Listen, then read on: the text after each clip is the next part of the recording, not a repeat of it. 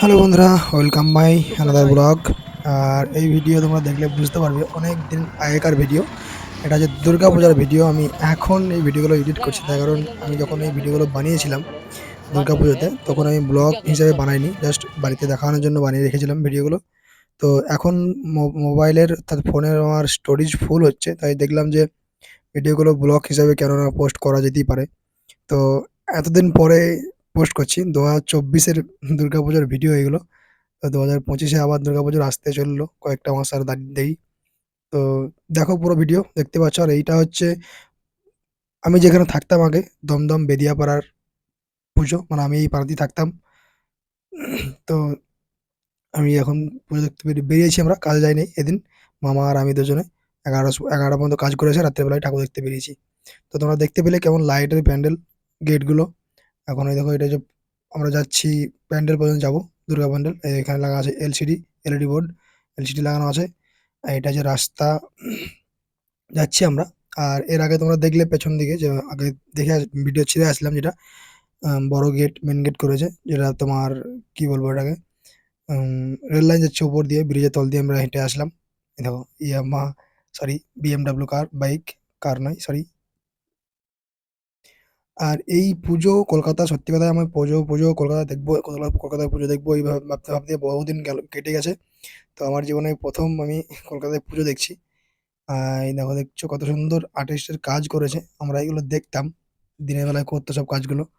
আর যা প্যান্ডেল, এই প্যান্ডেল মোটামুটি ১ মাস আগে থেকে, ১.৫ মাস আগে থেকে প্যান্ডেল তৈরি হচ্ছিল।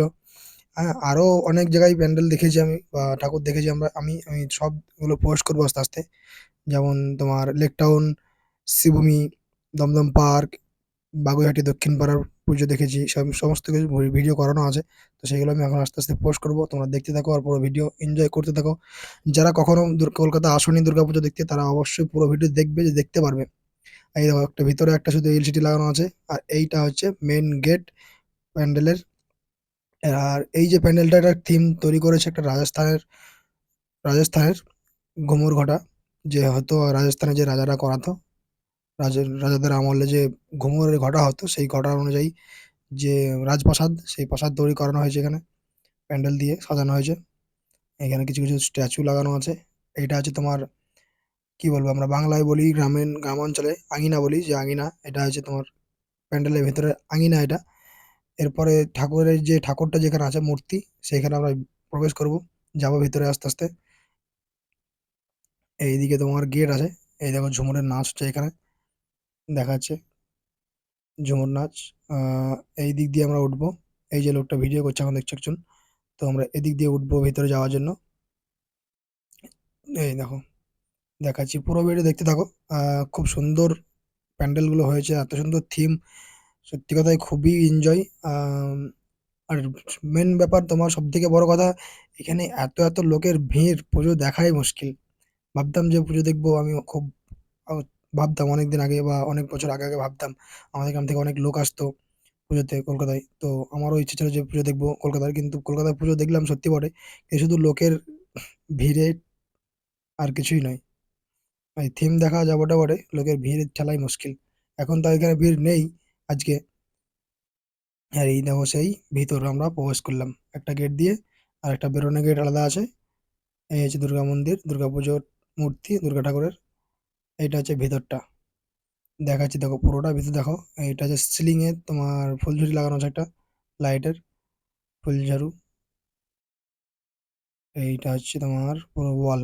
দেখো, ওয়ালে সব পুরো এক একটা করে স্ট্যাচু থিম লাগানো আছে প্রত্যেকটা দেব ঠাকুরের। এই দেখো, পুরো একদম এত সুন্দর করেছে, এত খাটাখাট পরে ১-১.৫ মাস থেকে এই প্যান্ডেল তৈরি করছে। বাস ৪ দিনে প্যান্ডেল একদম শেষ। ৫-৬ দিনের দিনে এই প্যান্ডেল আর থাকবে না। এত খাটনি, এত সব লাইট, উফ! শুধু এখানে নয়, আরো দেখাবো যেগুলো আছে, আস্তে, আস্তে আমি পোস্ট করব, তোমরা দেখতে থাকো ভিডিওগুলো।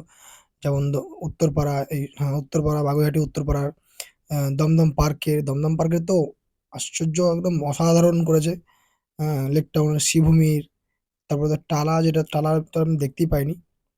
টালাটা দেখতে পাইনি, তার কারণ যাওয়ার সময় হয়নি। আর আমি তো ঠাকুর যাই দেখেছি সব রাত্রিবেলায়, ১টার পরে। তার কারণ অত ভিড় মানুষের, দেখতে পারবো না বলে। তো রাত্রি ১টার পরে আমি কাজ কাম বন্ধ করে, কাজ ছুটি করে দেখতাম। এই দেখো আমরা এই গেট দিয়ে বেরোচ্ছি, উল্টো গেট দিয়ে, একটা গেট দিয়ে ঢুকেছি, এই গেট দিয়ে আমরা বেরোচ্ছি এখন। দেখতে পেলে কত সুন্দর প্যান্ডেলটা।